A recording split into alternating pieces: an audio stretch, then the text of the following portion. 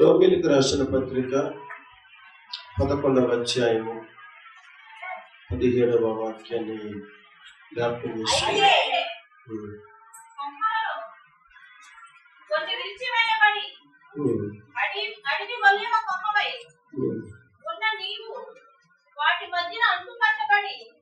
వాటి మధ్యన అంటుకట్టబడి ఒలీవ చెట్టు యొక్క సారవంతమైన వేరుతో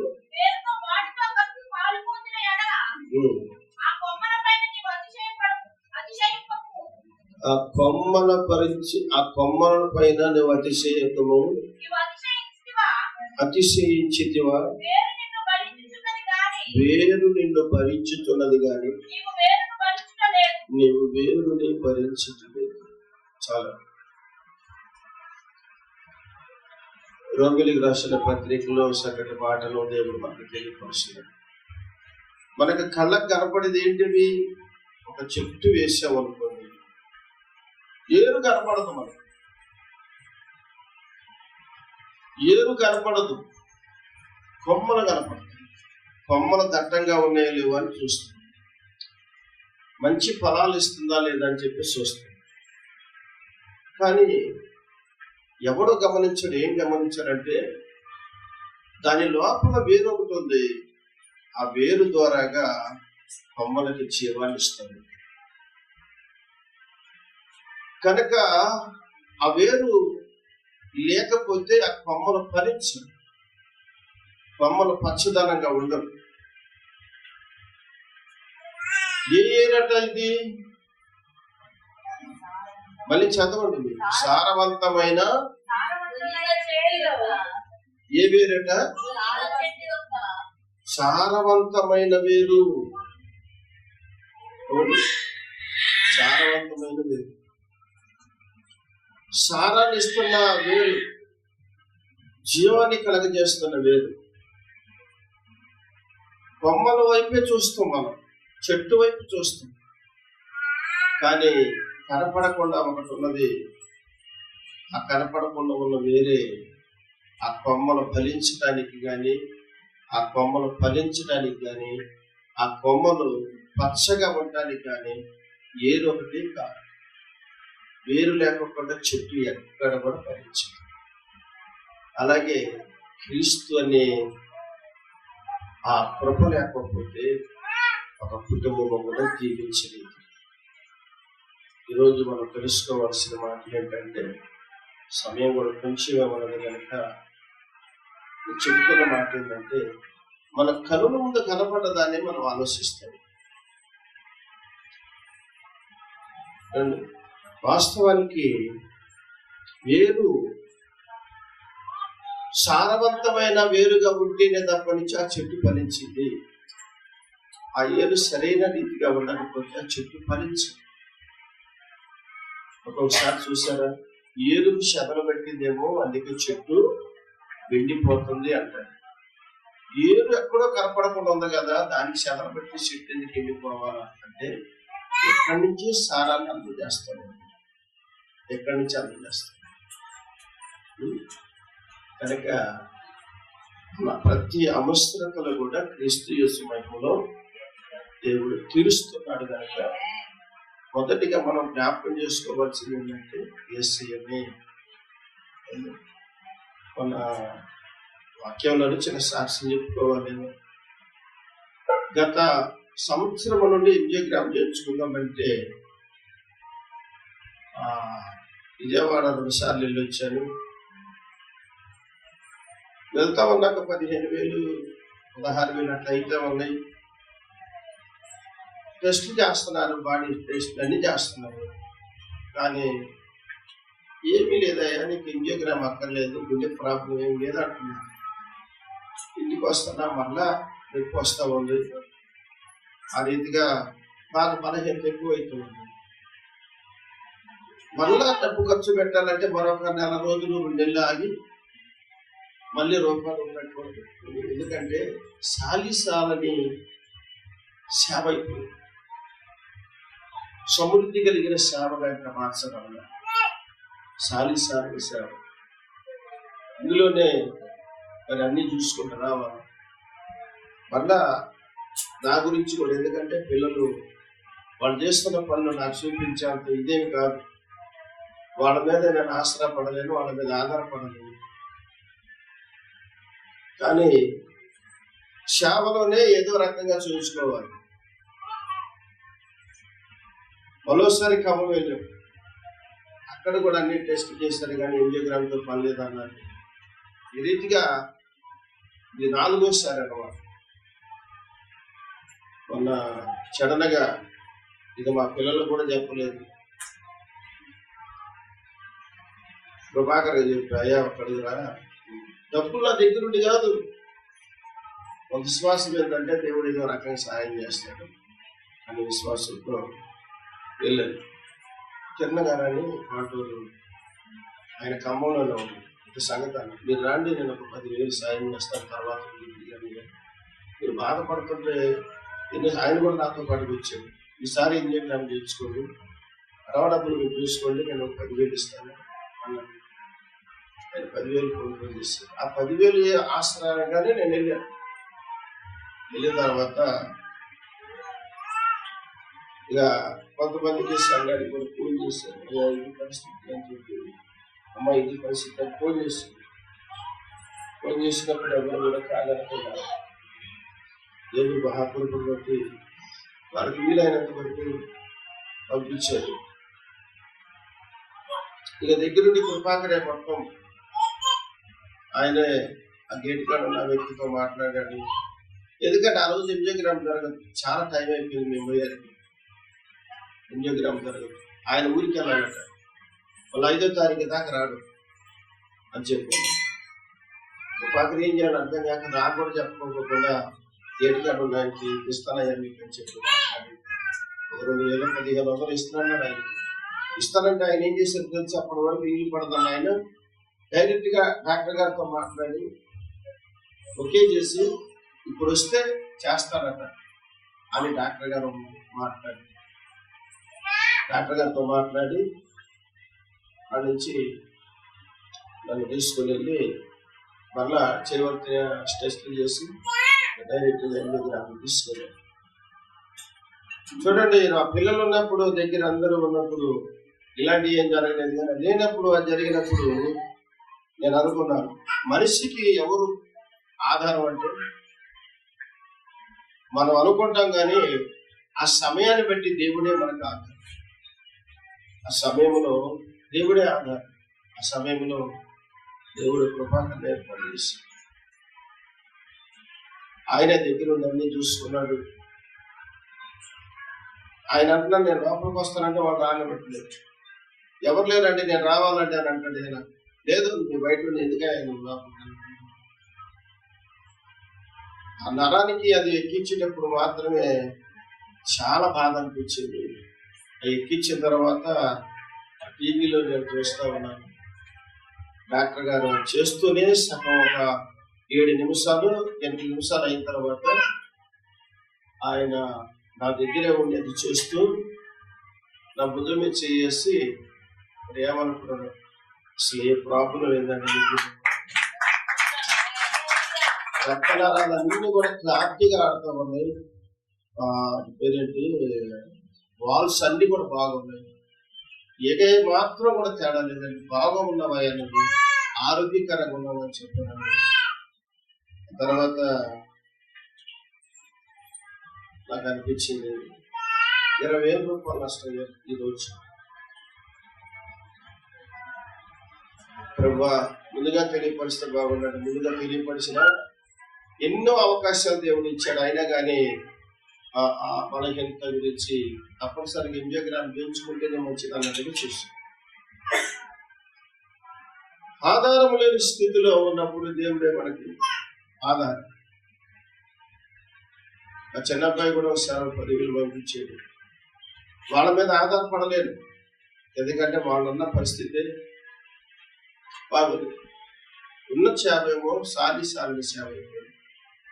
దీంట్లో పిల్లలను చూసుకోలేను, ఇటు శ్యామ వైపు సరిగ్గా అడిగేలాక పిల్లల వైపు సరిగ్గా అడిగేలాక సతమతమయ్యి ఎన్నో ఆలోచనలు డాక్టర్ గారు అంటే చెప్పాడు, మీరు టెన్షన్ పడుతున్నప్పటి నుంచి మీకు ఏ రోగము లేదండి.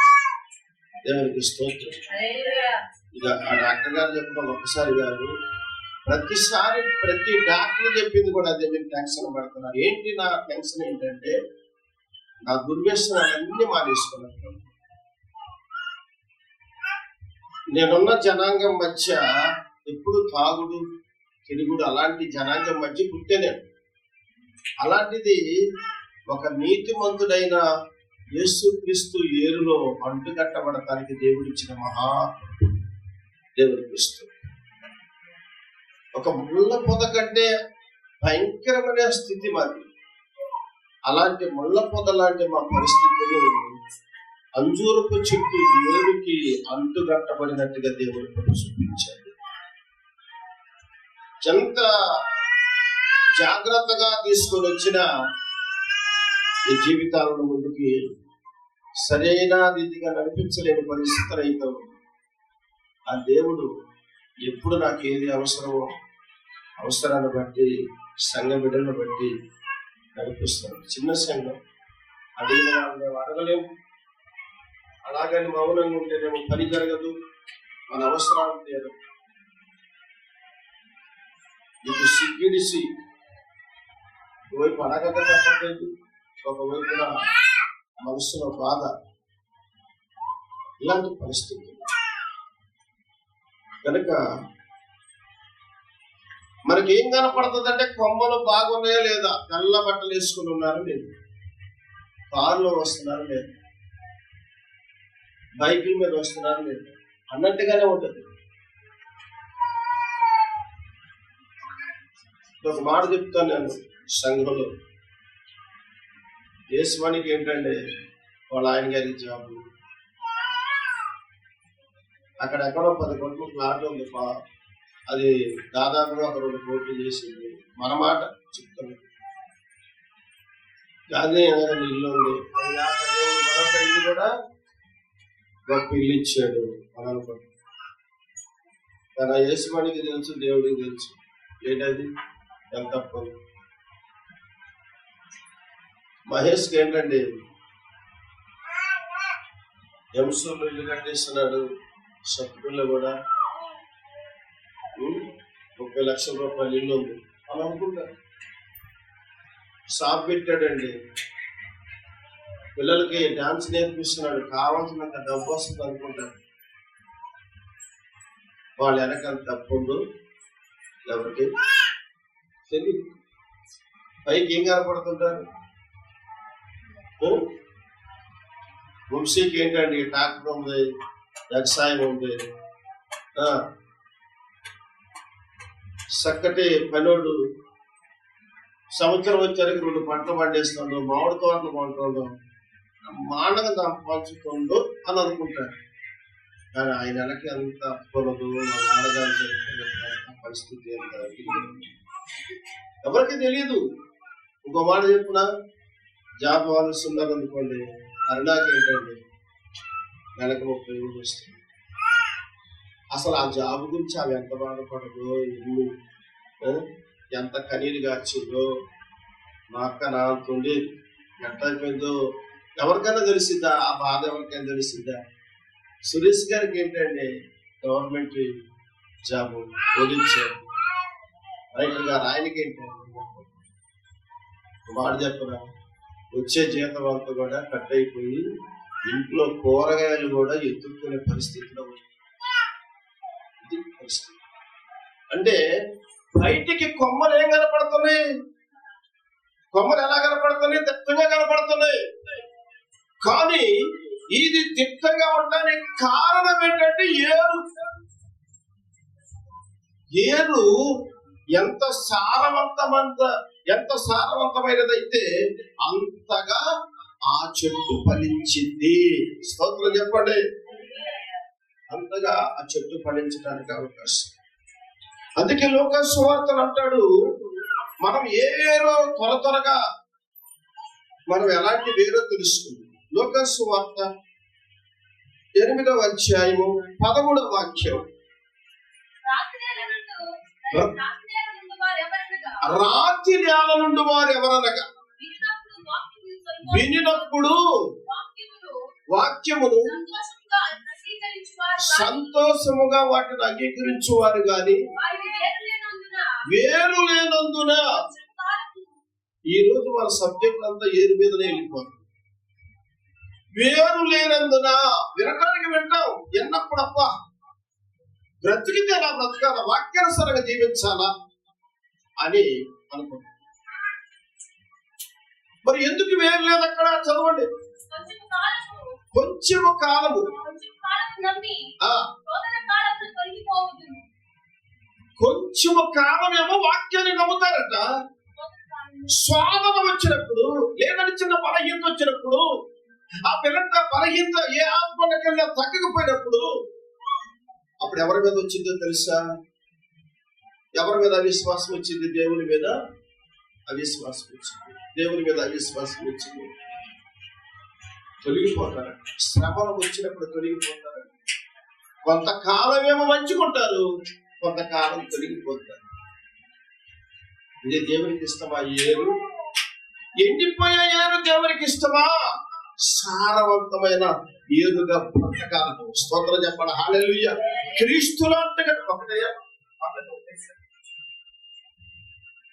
సారవంతమైన వేరుగా ఉండాలి. నువ్వు ఎండిపోయే వేరుగా ఉండొద్దు.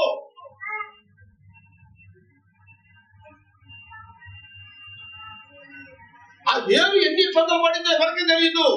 కొమ్మలు ఫలిస్తూ ఉండగా కొమ్మలు వాళ్ళ పిల్లలు ఇక్కడ నెంబర్ 1 ఉన్నారు అని అనుకుంటారు. వాళ్ళ పిల్లలు నెంబర్ 1గా ఉన్నారంటే ఆ తల్లిదండ్రులని ఏరు ఎన్ని కష్టాలు పడ్డారనే సంగతి ఒకటి.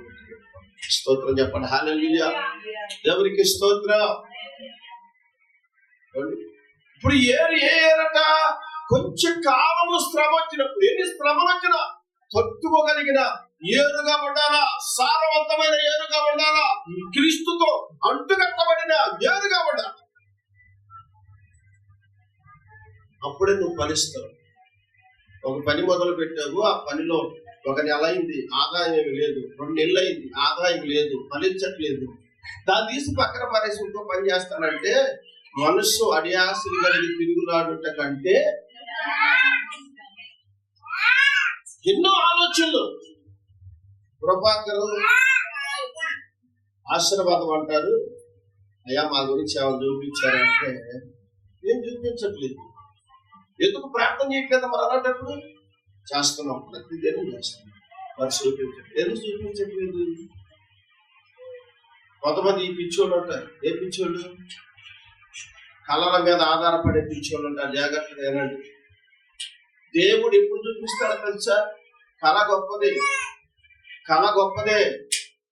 కానీ అది ఎప్పుడు దేవుడు చూపిస్తాడు? తన ప్రియులు నిద్రిస్తూ ఉండగా ఆయన వారికి ఇచ్చును. మనం పడుకుంటాం, నేను కనిపించాడు. ఇవాళ దేవుడు మాట్లాడతాడు. ఏం మాట్లాడతాడు పడుకుంటా. ఆ రోజు అసలు ఏ దర్శనం రా. మనం అనుకోకుండా కృపాకరం గురించి వచ్చి కొట్టు, సిల్లర్ కొట్టు అమ్ముతున్నాం, కిరాణా కొట్టు. దీని అర్థం రాత్రే తెలుసుకున్నాను నేను. పని మానగా దీని కొరకే చర్చి కాడికి వెళ్ళి పెద్దమ్మ గారి దగ్గరికి వెళ్ళి కూర్చొని 1 గంట సేపు ఆమెతో మాట్లాడి పన్నెండింటప్పుడు కాళ్ళ దగ్గర కూర్చొని మాట్లాడి, అమ్మా కొట్టు అంటే ఏంటి అసలు అంటే, అయ్యా ఎవరికి వచ్చిందా? మా శిష్యుడు ఉన్నాడు అమ్మా, మా ప్రియ శిష్యుడు ఆయన కొట్లో కూర్చొని ఉన్నాడు, వాళ్ళు అద్దెకుంటున్నాడు, కొట్టు అమ్ముతున్నాడు. ఏంటమ్మా పైసలు అంటే, అయ్యా కొట్టు అంటే మేలు కానీ కీడు కాదు. కొట్టు అంటే అనేకమైన ప్రజలు వస్తారు కదా, ఇది సేవకు సంబంధించిన దర్శనమే కానీ వాళ్ళు ఏదో కొట్టు పెట్టి అమ్ముతారంటే ఆల్రెడీ ఆ దర్శనం గురించి నాకు తెలుసు. అయినా పెద్దవాళ్ళని అడగాలి అని తెలుసు.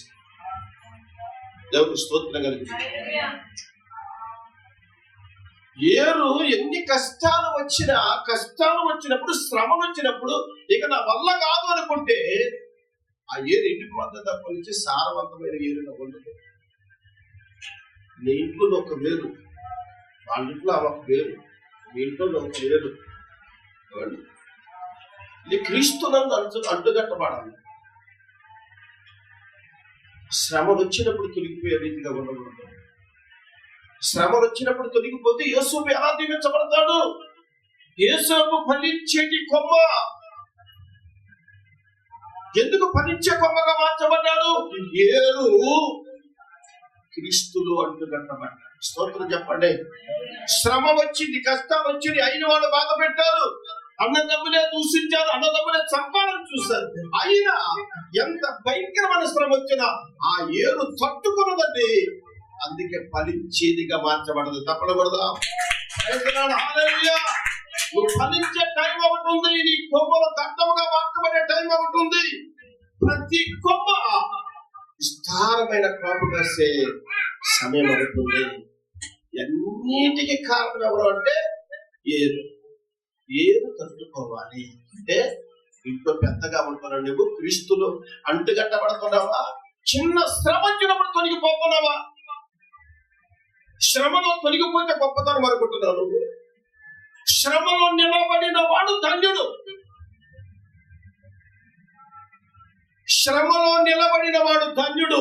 ఆ శ్రమ నీకు ఆశీర్వాదకరంగా నా దేవుడు మార్చి టైం అవ్వటున్నది.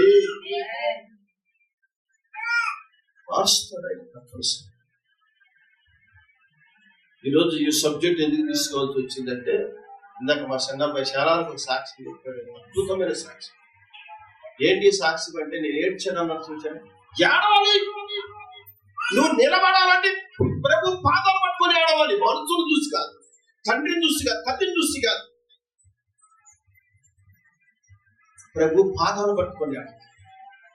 నేను ఏడ్చాను ఒంటరిగా, మామిడి తోటలో ఏడ్చాను, ఒంటరిగా పోయి ఏడ్చాను. నాకున్న పరిస్థితులు బట్టి, నాకున్న బాధలు బట్టి, సమస్యలు బట్టి ఒంటరిగా ఏడ్చాను.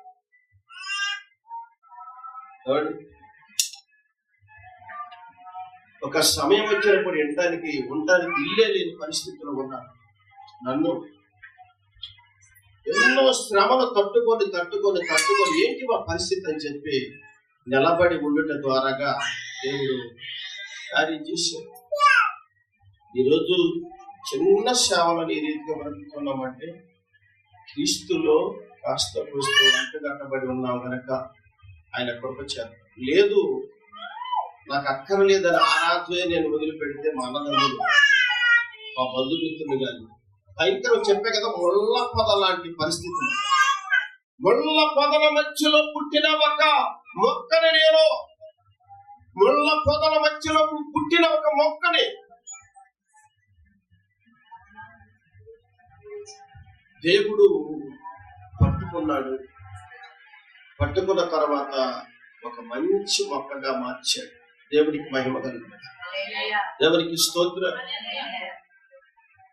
శ్రమలు వస్తాయి, కష్టాలు వస్తాయి, తట్టుకోవాలి, ఓర్చుకోవాలి. ఎప్పుడు ఒకళ్ళ మీద ఆధారపడినట్టుగా ఉండకూడదు. కానీ దేవుడే మన ఆధారం, దేవుడే మనకి మొదటి స్థానం. కనుక మన మొదటి స్థితి ఎప్పుడు కూడా మర్చిపోలేదు. ఒక రోజు ఆ రోజు నేను తొలగిపోయాను అనుకోండి, ఆ రోజు నేను తొలగిపోతే నా పరిస్థితి ఏంటి, నా పిల్లల పరిస్థితి ఏంటో తెలుసా? ఈరోజు ఇలాంటి సాక్ష్యం చెప్పేవాడు కాదు. 25 సంవత్సరాల వయసు వచ్చిన దాకా పెళ్లి కాకుండా ఉండేవాడు కాదు. మా వంశంలో 16-17 సంవత్సరాలకి మగ పిల్లలు పెళ్లిళ్ళు అయిపోయింది. ఆడపిల్లలకైతే ఇంకంతకంటే దారుణం.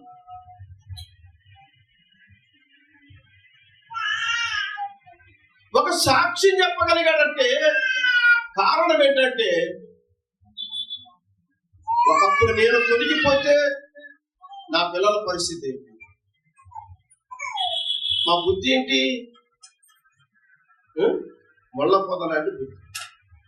వచ్చటమే తప్పనిచ్చి ఎదట వాళ్ళకి గాయపరచటమే కానీ ఎదట వాళ్ళకి మేలు చేసే రకం కాదు. అలాంటిది ఆ రోజు ఆ పరిస్థితుల్లో ముళ్ళ పొదల మధ్య పుట్టిన నేను ఆ ముళ్ళ పొదల మధ్యలోనే ఉండాలనుకుంటే ఆ పిల్లలు కూడా ముళ్ళ పొదలుగా మార్చబడి ఈరోజు కనీసం ఈ రీతిగా నేను సాక్ష్యం చెప్పుకునే కృప దేవుడు ఇచ్చాడు. దేవునికి మహిమ కలుగుతుంది. దేవుని విలువ తెలియాలా? తల్లిదండ్రులు కాదండి, దేవుడి విలువ తెలియాలి. ఒంటరిగా పోరాడాలి. యేసుకు 13 సంవత్సరాలు ఒంటరిగా పోరాడాలి. శ్రమల సారవంతమైన ఏరుగా మార్చబడ్డాడు. ఫలించేటి కొమ్మగా మార్చబడ్డాడు. దేశాల మీద వ్యాపించాడు. అనేక దేశాలలో వ్యాపించాడు. అనేక దేశాలలో వ్యాపించాడు.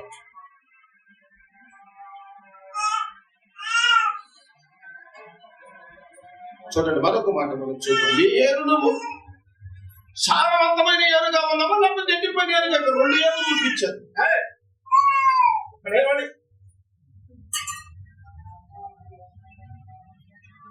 ఒకటి రోమిలికి రాసిన పత్రిక 11:17 సారవంతమైన ఏరు.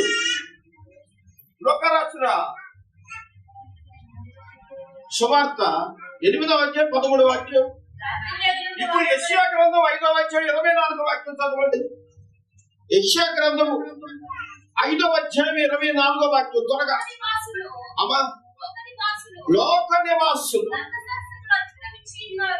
ఇంకమ్మా ధర్మశాస్త్రమును అతిక్రమించి ఉన్నారు. నిత్య నిబంధన మీరి ఉన్నారు.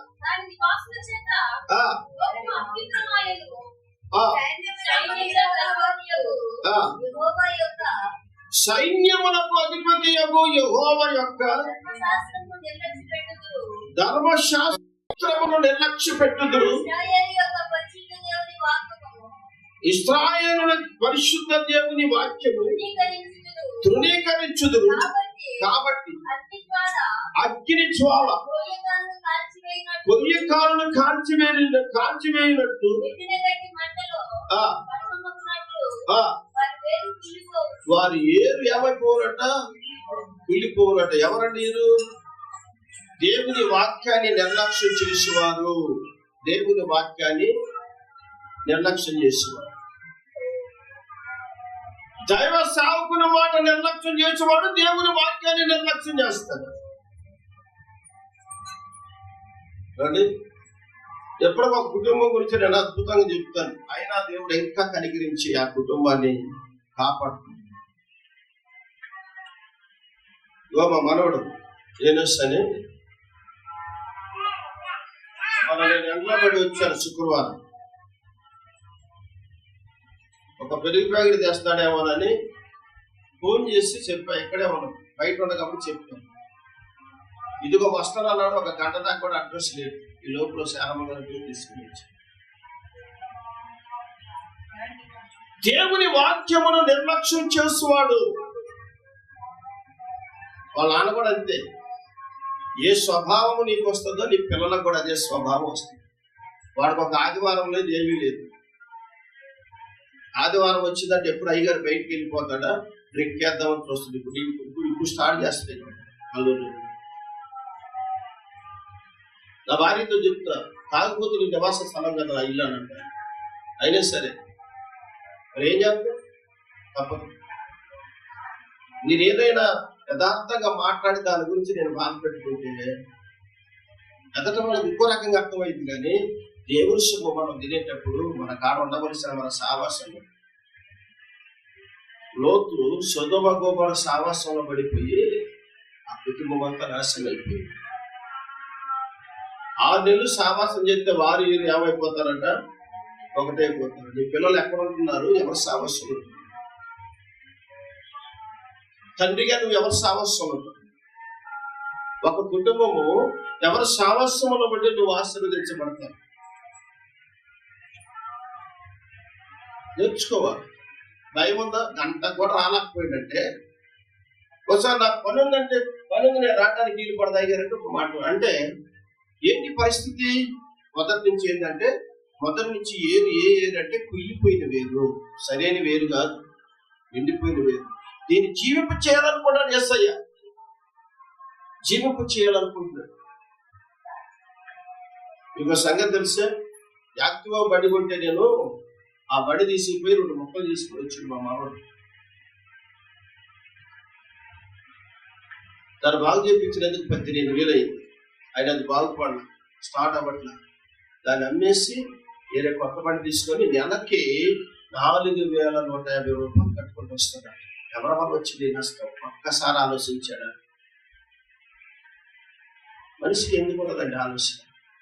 ₹1 అడగల వాళ్ళు తల్లిదండ్రులు కానీ ఆ దగ్గర కానీ ₹1 తీసుకో. కనీసం దేవుళ్ళు ఎదగకపోతే ఎదగపోయారు, అది నీ ఇష్టం. కనీసం పెద్దల మాట అన్న గౌరవించేంత బుద్ధి నీకుంటే నువ్వు బాగుపడటానికి మొదట పెట్టాడు. బాలుడు నడవవలసిన మార్గమున వాడికి నేర్పించము, వాడు పెద్దవాడైన తరువాత దాని నుండి తొలగిపోడు. ఏ వేరండి ఇది? వేరు చెడిపోయిన వేరు. వేరుకి ఏరి ఏ కొమ్మలు పడతాయి? నాకేం యథార్థత చెప్పటం అలవాటు, చాలా మందికి అది ఇష్టం.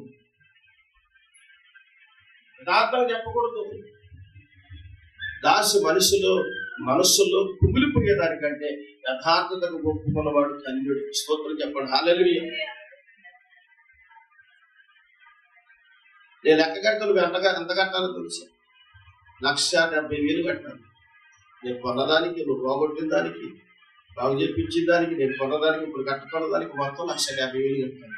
₹1 నిన్ను ఆశించలేదండి. ఏ ప్రేమ తెలిసేది? అదే నేను మొన్న పొదల మధ్యలో ఉన్నాను అనుకో, నీకు ఎప్పుడూ ముడిపించాడు. అవునా కాదు? క్రీస్తులు అంటుకట్టబడ్డాను కనుక నేను అందరికి అలుసుగా కనపడ్డాను. ఏ ఏరమైంది? యెషయా గ్రంథంలో ఏ ఏరిది? కాల్చబడుతున్న కుళ్ళిన వేరు, కుళ్ళిపోయిన వేరు, భస్మమవునట్టు వారి ఏరు కుళ్ళిపోవును. కుళ్ళిన వేరది. లోకసువార్త 3వ అధ్యాయం 9వ వాక్యం. లోకసువార్త 3వ అధ్యాయం 9వ వాక్యం. ఇప్పుడే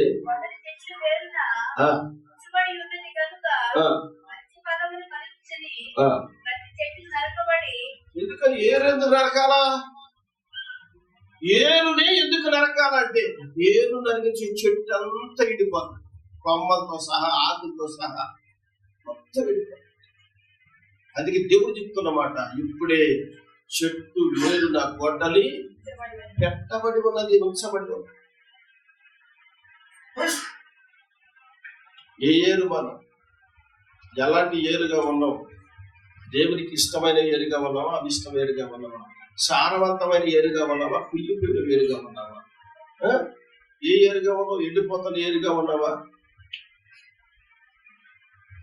ఏరు ఎలాంటిదైనా క్రీస్తులు అంటగట్టబట్టడానికి దేవుడు అవకాశం ఇచ్చాడు. స్తోత్రం చెప్పండి. ఇక నా బ్రతుకు మారదు అనుకున్న కరుడు గట్టిన నేరస్తులు స్తోత్రపురం దొంగలందరూ వారి దేవుని మహిమగా దేవుని సేవ చేస్తున్నామని కూడా నీకు. సో స్తోత్రపురం అంటేనే అలాంటి దొంగలు కూడా క్రీస్తునందు అంటుకట్టబడ్డాయి. కానీ కొన్ని కుటుంబాలు ఉంటాయి అడ్డుకట్టబడడం ఎందుకో ఏంటో అంటారు, అర్థం కాదు. కానీ దేవుని దృష్టిలో ఉన్నాయా? లేదు, అర్థం కాదు. ఎంత చెప్పినా, ఎంత మంచితనం చూపి, ఎంత ప్రేమ చూపి అడ్డుకట్టబడడం ఎందుకో నాకు అర్థం కాదు. దొంగలైన మారుతున్నారు, కరుడుగట్టిన మారుతున్నారు, విషయాలు మారుతున్నారు, నరహంతకులు మారుతున్నారు. అందరూ మారిపోయి క్రీస్తులు అంటుకట్టబడి మంచి ఏరుగా ఫలిస్తూ ఉన్నారు. ఏంటి ఈ రోజున పరిస్థితి? ఇంకొక ఏరు గురించి మత్తయి సువార్త 23వ అధ్యాయం 25వ వాక్యం.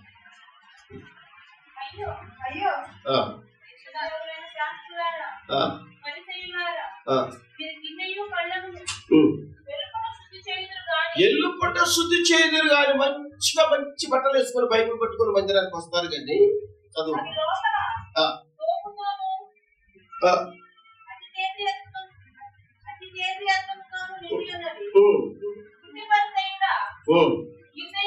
గిన్నెయు పళ్ళెమును ఎల్లు పట్ట శుద్ధి అగునట్లుగా ముందు వాటి లోపల శుద్ధి చేయము. అన్నం ఎక్కడ పెట్టుకుంటావు? గిన్నె లోపల పెట్టుకుంటావా బయట పెట్టుకుంటావా? బోర్లు ఇచ్చి బయట పెట్టుకుంటావా? అన్నం ఎక్కడ పెట్టుకుంటాడు కదా? గిన్నె లోపల శుద్ధి చేసుకోవాలా బయట శుద్ధి చేసుకోవాలా? ఇక్కడ యేసు ప్రభువు వారు పరిశీలతోనూ శాస్త్రులతో చెప్తున్న మాట ఇది. ఇక మీరు మారదా అనే నోటు మాటకు అర్థం ఏంటంటే, మీరు ఎలాగున్నారనే దాని గురించి అక్కడ చెప్తున్నాడు. ఆయన స్పష్టంగా చెప్తున్నాడు. గిన్నె వెలపట్టి రుద్దుతున్నారు కానీ లోపల అలాగే ఉంటుంది. దానివల్ల ప్రయోజనం తర్వాత మాట్లాడుతుంది. వేషధారులైన శాస్త్రులారా, పరిచయులారా పోలి ఉన్నారు, కానీ లోపల సచ్చిన వారి ఎముకలతోను సమస్త కల్మషముతో నిండుకున్నది.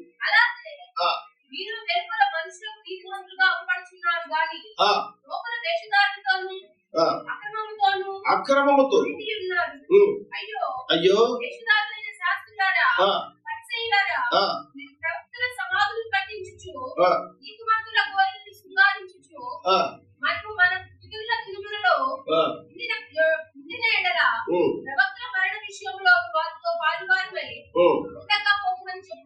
దేవునికి స్తోత్రం. మార్కు సువార్త 11:20 వాక్యం దేవుని త్వరగా. మార్కు సువార్త 11:20.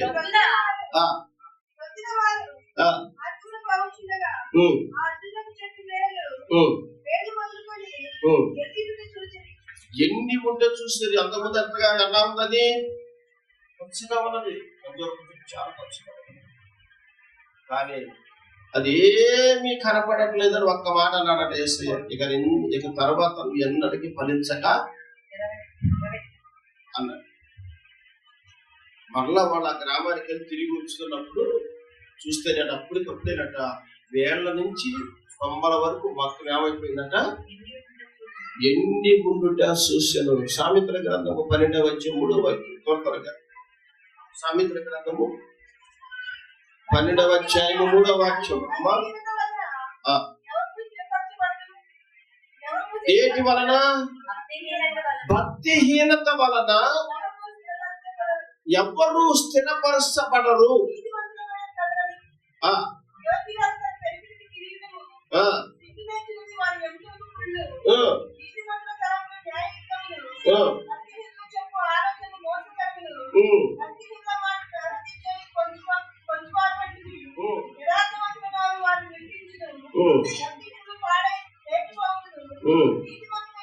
పన్నెండవ వచనం చదవమ్మా.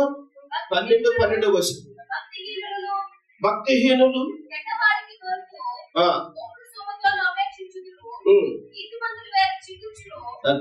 నీతిమంతుని ఏమవుతాట? సిగురు పెట్టు. నీతిమంతులు ఎవరు? భక్తిహీనులు. పక్కన పెడితే భక్తి జీవితము కలిగిన వారు నీతిమంతులు. ఈ నీతిమంతులు ఏదెప్పుడు కూడా ఏమైందట? సిగురించింది. ఎన్నడూ కూడా వెతుకు సిగురించి. కనుక భక్తి జీవితంలో కాస్త శ్రమ వచ్చినప్పుడు తొలగిపోకుండా క్రీస్తులో మనం అంటుగట్టబడి ఉండాలి తప్పనించి మనం లోక స్నేహం దేవునితో వైరమని మీరు ఎరుగురు.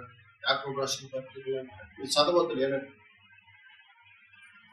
వ్యభిచారులారా, చాలా దారుణమైన మాట కదండి. లోక స్నేహము దేవునితో వైరమని మీరు ఎరుగురా. లోక స్నేహంలో పడి వాళ్ళు బాగున్నారు, మేము ఎందుకు ఎలాగుంటున్నాం మందిరానికి వెళ్ళినా అని చెప్పి భక్తిహీనత కలిగి మనం పడిపోవడం ద్వారా మన ఏరు ఏమైపోతుందంటే కుళ్ళిపోతుంది. ఏరు ఏమైపోతుందంటే ఎండిపోతుంది. ఏరు ఏమైపోతుందంటే కాల్చబడుతుంది. సారము కలిగిన వేరు భక్తి జీవితాన్ని ఇవాళ మోసకూడదన్నాం. రేపు కూడా అదే తింటాం, ఎల్లుండి కూడా అదే తింటాం, 6 రోజులు అదే తింటాం. కష్టం తినే రోజు రాదా? శ్రమ రాదా? నీకుగా కష్టాలు రావా? ఎప్పుడు ఆనందకరమేనా? ఎప్పుడు సంతోషమేనా? ఎప్పుడు ఆనందాలైనా చెప్పండి. కష్టకాలాలు రావా? ఇప్పుడు కదా నువ్వు నిలబడాలి. అప్పుడు కదా నీ ఏరు సిగిరించాలి, అప్పుడు కదా నువ్వు క్రీస్తును అంటికట్టబడాలా. అలాంటి స్థితిలో ఉన్న బిడ్డలు ఎన్నడూ తొలగిపోరు. నిత్యము నీతి వాగున వేరున నాటబడినదై తన కాలమందు ఆకు వాడక ఫలమిచ్చు చెట్టు అని ఫలిస్తారు. ప్రైజ్లా దేవునికి స్తోత్రం. ఏ ఏరు కలిగి ఉన్నావు ఈరోజు? ఎలాంటి ఏరు కలిగి ఉన్నావో ఒకసారి నిన్ను నేను కీర్తనలో 29వ కీర్తన 29:19.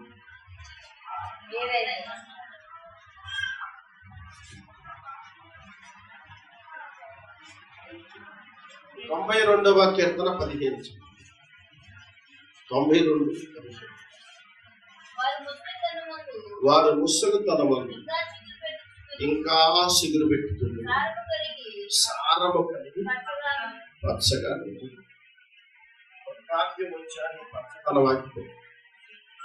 వృద్ధాప్యం వచ్చిన ఎందుకు తెలుసా? క్రీస్తునందు నువ్వు అంటుకట్టబడుతున్నావు. నీ ఏరు లోపలికి వెళ్ళాలి, లోతుగా వెళ్ళాలా. అంటే దాని అర్థం ఏంటంటే భక్తి జీవితంలో కాస్త లోపలికి వెళ్ళాలా, కాస్త లోతుగా వెళ్ళాలా. పైన భక్తి జీవితాల్లో పడిపోతూ ఉంటారు. కష్టాలు వచ్చినప్పుడు పడిపోతూ ఉంటారు. ఏ స్థితిలో నేనేమై ఉన్నా ఆయన కృపే నాకని ఎప్పుడైతే మనం దేవుని చిత్తాన్ని, దేవుడు ఎన్నడూ నిన్ను ఎండిపోయే వేరుగా వచ్చాడు. సారవంతమైన వేరుగా, ముసలితనములో కూడా సారము కలిగి పచ్చదనము కలిగి దేవుని చిత్తానుసారంగా జీవించే అట్టి కృప మనకు అనుగ్రహించిన దేవునికి స్తోత్రం. ఏరు చెడ్డదైనా మారా అనే గ్రామంలో ఏం జరిగింది?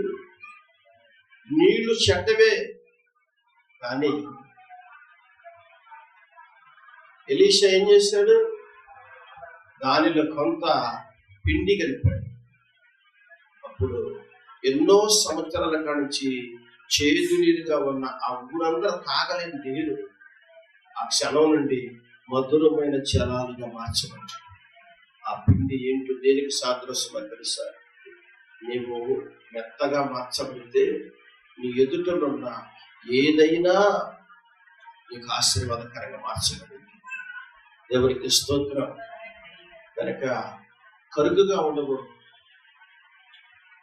ప్రౌఢిగా ఉండకూడదు. దేవునిలో అంటుకట్టబడే బిడ్డగా ఉండాలి. శ్రమ వచ్చినా కష్టాలు వచ్చినా అన్ని ఆయనే చూసుకుంటాడు. ఆయన మీద భారం వేయాలి. కొంత ఆయన మీద భారం వేసి కొంత నువ్వు మోసుకుంటానంటే నువ్వు మోసేదంతా శ్రమ పాలైపోవాలి. ఆయన మీద భారం వేసింది ఆశీర్వాదం. కనుక ఆయన మీద భారం వేయాలి.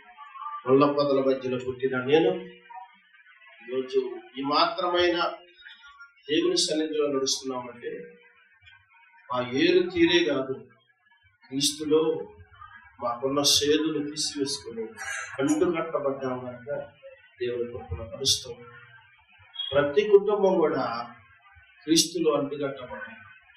వాక్యం విన్నప్పుడు ఇలా ఉంటాను ప్రభు అనుకొని బయటికి వెళ్ళిపోయిన తర్వాత వెంటనే మనసు మార్చుకొని శ్రమ వచ్చినప్పుడు, కష్టం వచ్చినప్పుడు పడిపోయే రీతిగా ఉంటుంది. అంత మాత్రం వాళ్ళకి ఆశీర్వాదం కాదు. బైబిల్లో చూడండి, లాస్ట్ మాట, శ్రమ వచ్చిన వారందరూ దీవించబడ్డారు. స్తోత్రం. అబ్రహాము శ్రమ వచ్చింది, 318 మంది పరివాళ్ళతో దేవుడు దీవించాడు. యేసుకు శ్రమలు వచ్చినాయి. 13 సంవత్సరాలు ఓపిక పెట్టాడు.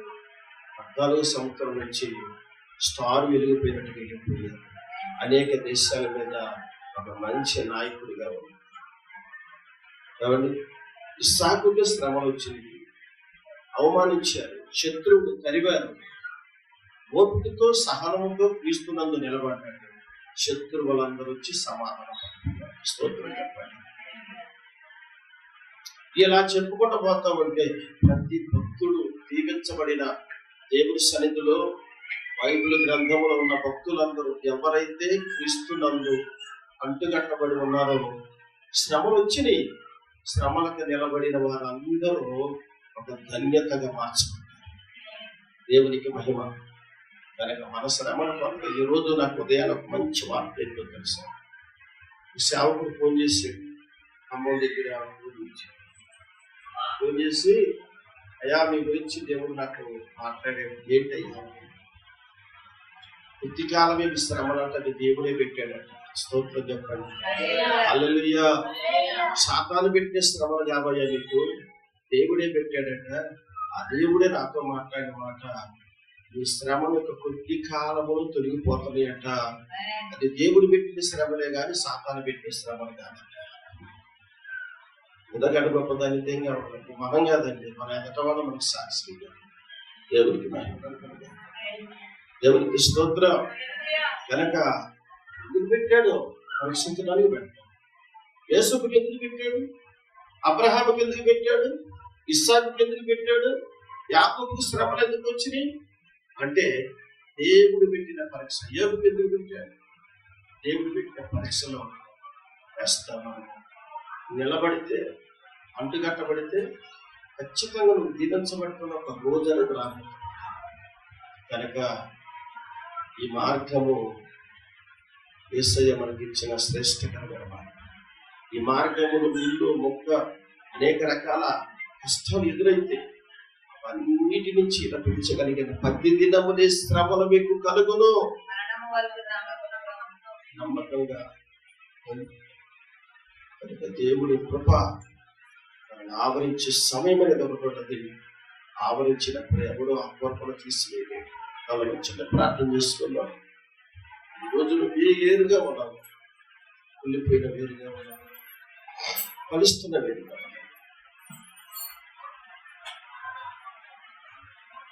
కాల్చబడిన వేరుగా ఉంటున్నావా, సారవంతమైన వేరుగా ఉన్నావా? క్రీస్తులు అంటుకట్టబడిన వేరుగా ఉన్నవా, లోకంలో అంటుకట్టబడిన వేరుగా? దేవుడు అనుకున్నప్పుడు అలా మనతో మాట్లాడు. అనుకోని రీతిలో దేవుడు మనతో మాట్లాడతాడు. అనుకోని రీతిలో దేవుడు మనతో మాట్లాడతాడు. పరిశుద్ధమైన తండ్రి, మీకు ఆయన ఇప్పటివరకు చదవబడిన మాటను బట్టి నాతో మాట్లాడిన విధానం బట్టి సహాయం చేయడం చూపించి, మేము కులిపోయిన వేరుమా, కాల్చబడిన వేరుమా, ఎండిపోయిన వేరుమా, ఫలిస్తున్న వేరుమా, సారవంతమైన ఏరుగా ఉన్నామా? ఏ ఏరుగా ఉన్నాం ప్రభువా? మమ్మల్ని మేము సరి చేసుకున్నట్టుగా చూపించండి. మేము సరి చేసుకోవాలయ్యా మీ సన్నిధిలో. దైవ సేవకుని మాట, దేవుడు ఇస్తున్న మాట, ఆ మాటను బట్టి మేము సరి చేసుకుని చక్కపరుచుకొని సన్నిధిలో నిలబడే కృప ఒక అనుగ్రహించండి. నేను అసలు ప్రార్థనలకు ఇచ్చి ఈ మాటలన్న ప్రతి బిడ్డని శ్రమల కష్టాల్లో తొలగిపోకుండా మీ యందు అంటుకట్టబడి నాకు ఒక మంచి దినములు ఉన్నాయి, మంచి రోజులు ఉన్నాయి, మంచి సమయం ఉంది, నేను దీవించబడతానికి ఒక మంచి సమయం దేవుడు నాకు ఇస్తాడని విశ్వాసంతో ఎదురు చూసే కృప, దేవుని ఆ మహిమను పొందుకునే ఆ కృప త్వరలోనే మనందరి మీదకి వచ్చింది కాక యేసు నామములో అడుగుచున్నాను తండ్రి. ఆమేన్.